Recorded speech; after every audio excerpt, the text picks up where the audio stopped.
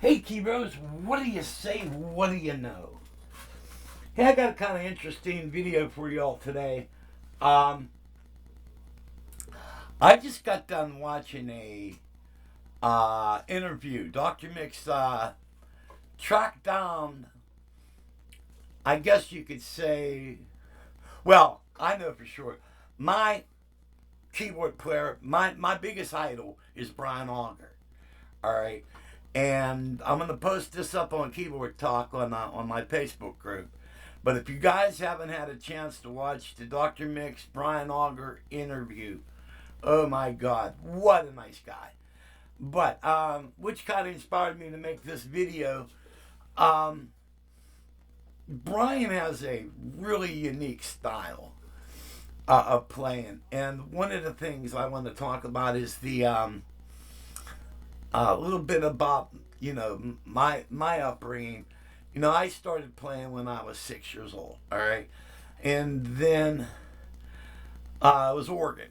All right, I started the very first keyboard that I touched was a B3, which is that very B3. B3 is right behind me here, and it was my brother's, and he gave it to me. Blah blah blah. Then I went to the N3, and then I was playing, and then I started getting into like my early idols were um, Jimmy Greenspoon from Three Dog Night, and then equally because Jimmy Greenspoon became my idol. All right, then equally came Greg Rowley of Santana, which I did my first organ solo. Remember that?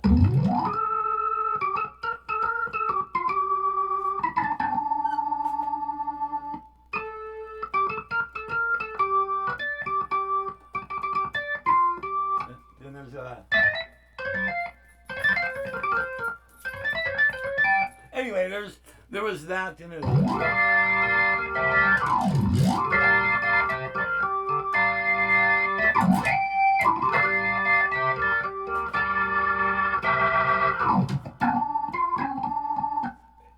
so that Greg Rowley became one of my biggest idols and stuff.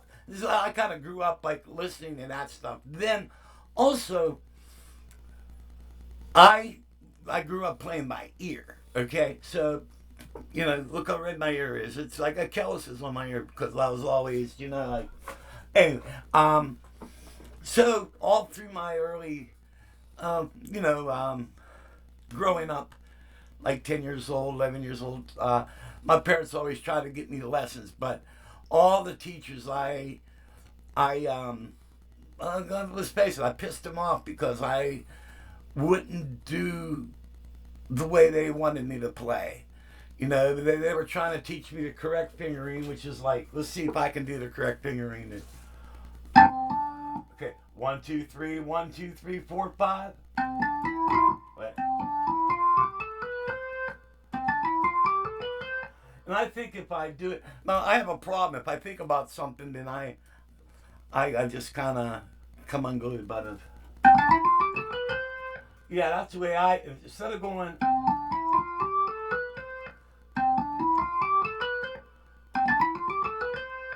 I'm like, I think I'm crossing over. You guys are seeing what I'm doing. I don't even know what the hell I'm doing. But anyway, all through my life, I've always got the wrong fingering. And then, in my area, I was not to brag or nothing like that, not at all. But I'm considered one of the pride of Western PA. There's a lot of good other guys, man. There's a ton of them, but my name is known, and people, but I get guys that went to school at Berkeley, and they are fascinated. They're going, they come up to me, and they pay me a compliment.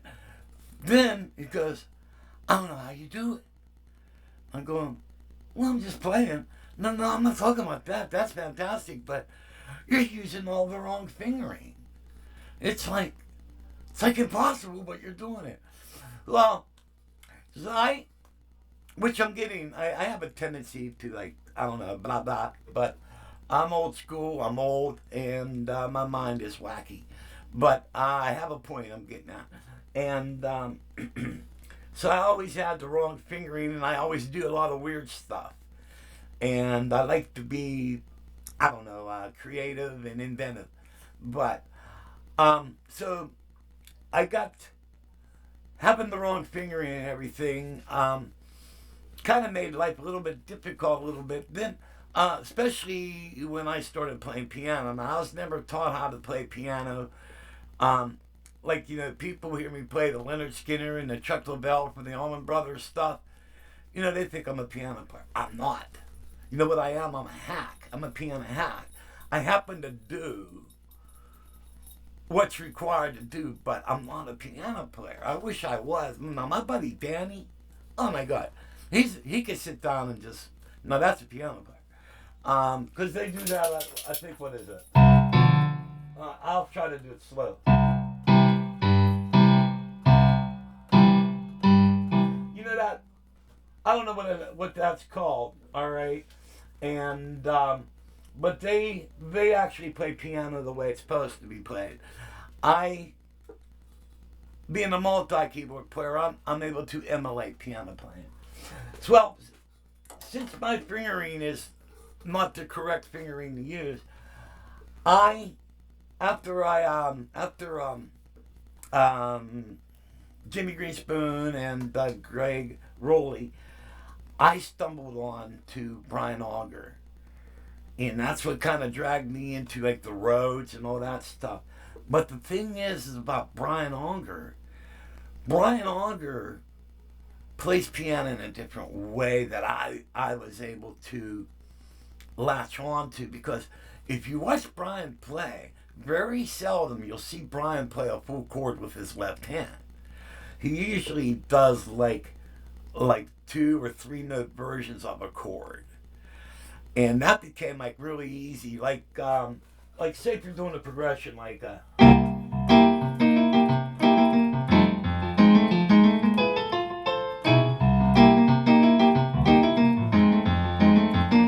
if you're going to do like a,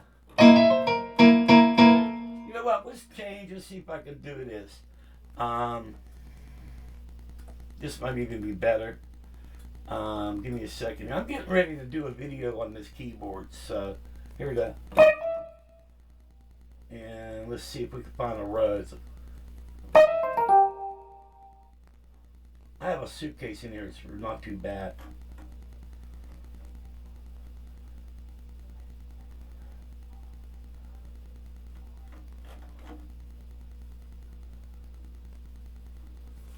Hold on a minute. Hold on. Give me a second.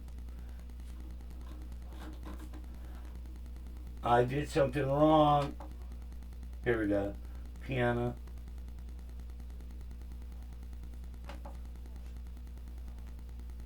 Here we go. Like, he, instead of going,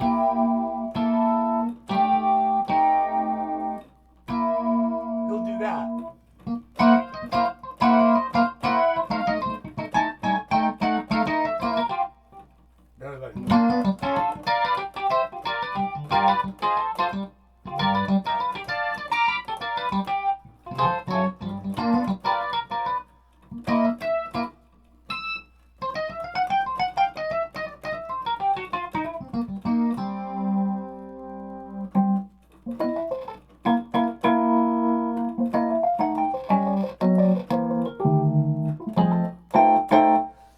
He'll do a lot of that two-handed stuff, and it's really, really cool.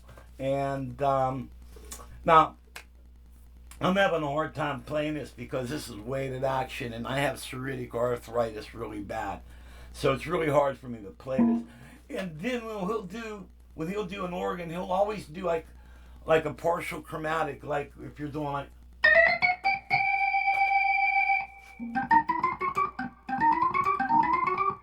There's always one form of that riff in there.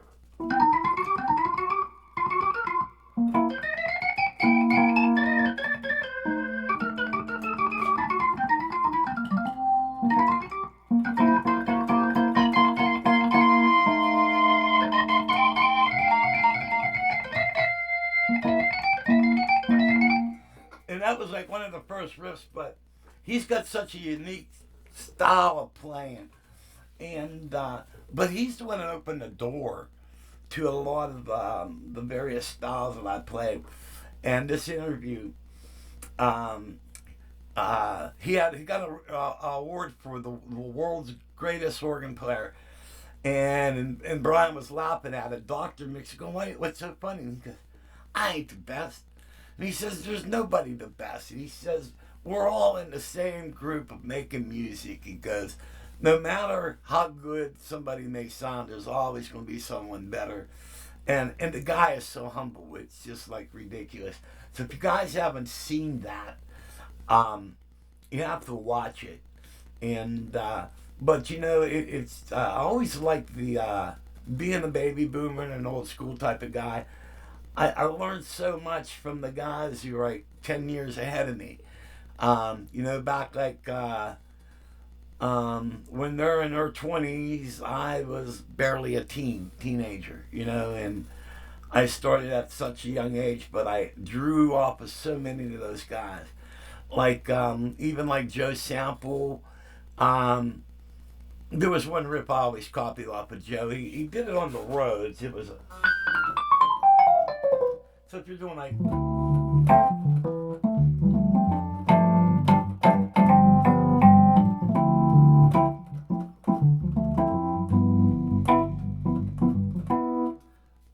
and like I like the way he'd normally walk up a chord like,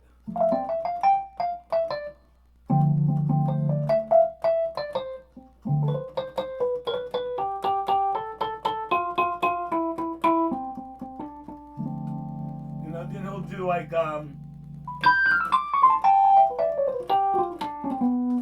it's even nice on the organ. Then I usually do that riff, and my older brother gave me a riff that I'd learned off of him, and it's a diminished riff. So it's his riff is.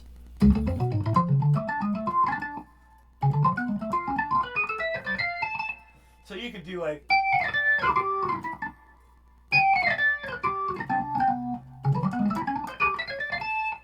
So there's really a lot of those guys, man. There's just so many different styles, and that's what kind of how I formed my style is off of those guys. But Brian Auger is the one that opened everything up for me.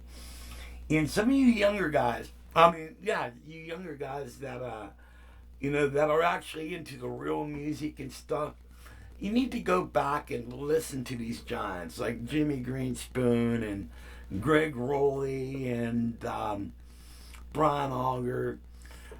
Keith Emerson, he's out there. I love Keith. Keith is a fantastic.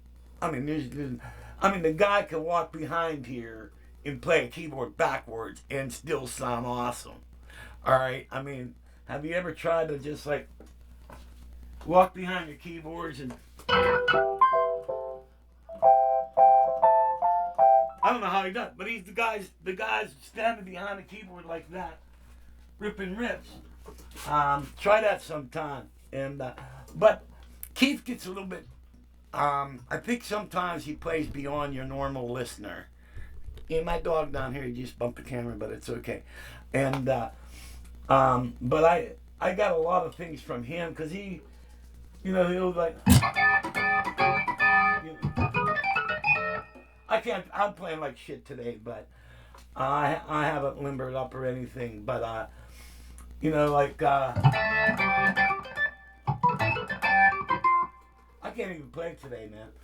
And that's another thing. Let me point out as guys, enjoy being young because when you get old, man, health kicks in and you can't play like you normally used to play. And like right now, I can't play dick. Maybe after another cup of coffee, I'll limber up and maybe I can start doing something. But I'm also, in my defense, I have to defend myself a little bit. I'm also playing on a lady keyboard, and I'm playing on this, which is not normally a keyboard I play on. But what I'm doing is I am setting up my cave. I'm getting ready to have some band rehearsals and everything, and I love the idea of my live keyboards being out in the garage. So what I'm doing is I basically set the Sonic up for piano. I'm going to use the Electro 3 for organ. And then when the band gets here, I'll go out and I'll drag one of my chromes in and set them up here. All right? And I'll have everything I need for practice. But I just wanted to point out that interview is like, wow. I mean, that's my biggest idol is Brian Auger. Um, you know, like, then another one that um, comes means a lot to me is Billy Powell. I always loved Billy Powell, and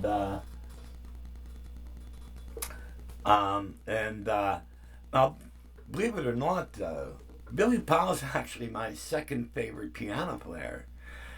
And I look at piano players in different styles. All right, so you think of acoustic piano, um, then Billy Powell and Chuck Leavell, and then you look at the Rhodes, then Brian Auger, Joe Sample. Different styles and different electric pianos. I have favorites for that.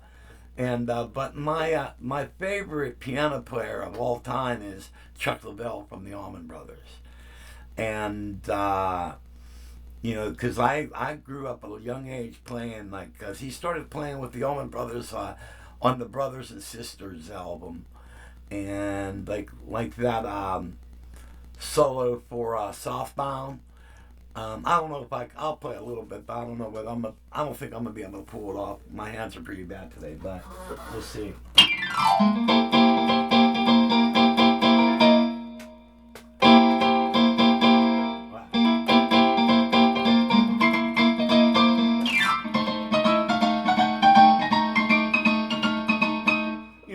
And he does a lot of that. Then he does that.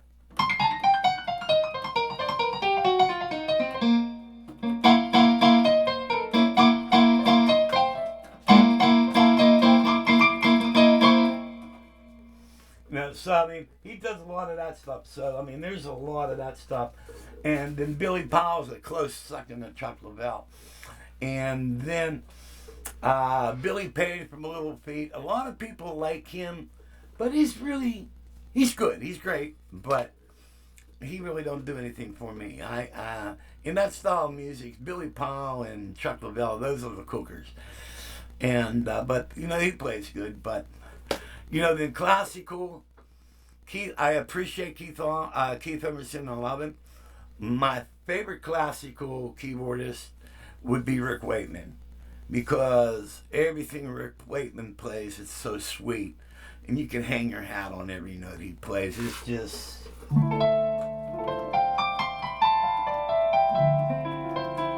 just so melodic, and the Keith is like.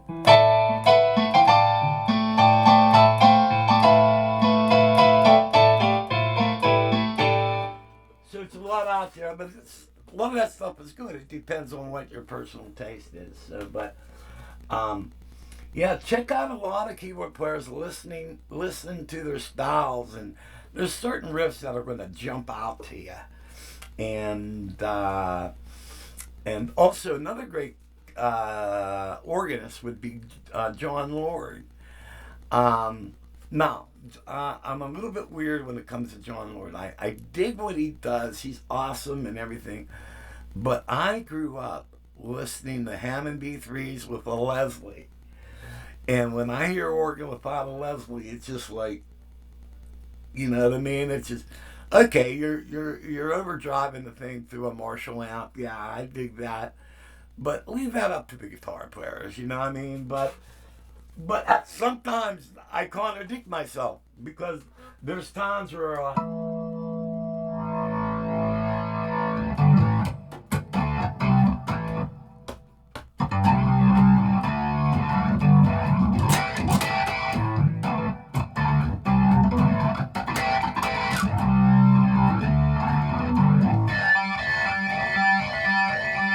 but if you do that, it's still kicking a Leslie.